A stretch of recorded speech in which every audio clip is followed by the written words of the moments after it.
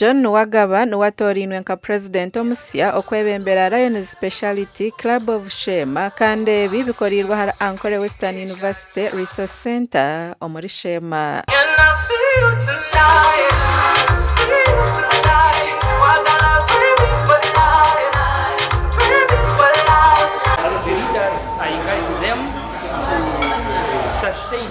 Sustain the club program we are tambo nishi ni kwa leaders no kwebembera abandi kandi batebwa bashobora kwa international so bari mu club yitu ya Rwampara aha mukorogo ba member basya begisere aha Lions Club Speciality of Sheema.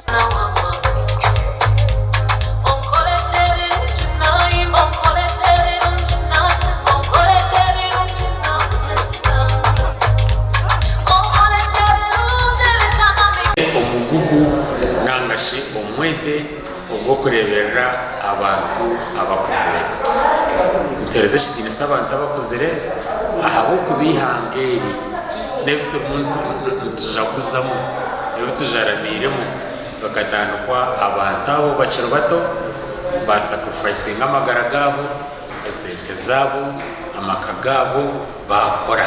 Maureen Mugisha Kembabazi otwira president akwasize John Nwagaba mutegaya ebikwato okugumiza mu emirimo y'ekitongore. As I hand over the gavel and the gong, is a symbol of authority, always use it.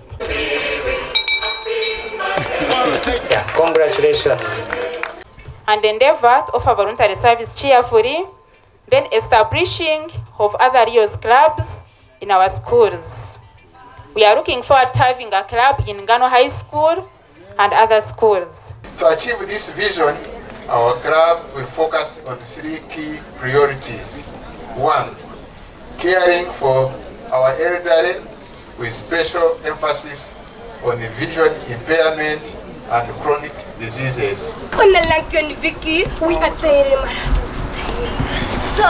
Serving, cheerfully, kindness, humanity. Omwaka ogu bagutira hakureberera abakuzire abatine kiyamba hamwe n'eminyeto eyinoborema. Old persons face challenges such as loneliness, inadequate access to health care. Kashaka girls have stated it. I remember when you went to Mbarara Hospital, what you did was great. You see, for those patients, already the money has run out. We need to focus on our signature activity, dear President, which is service for the elderly. Because as speciality, you can focus on one thing and do it well. And then membership growth is still a focus, and clearing dues on time. We need to work on a long-term sustainable project for the club.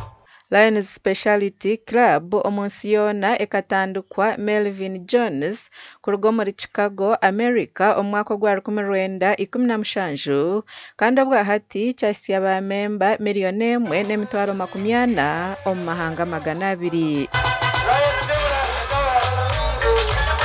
Amakuraga gashakwa Michael Atwachiri.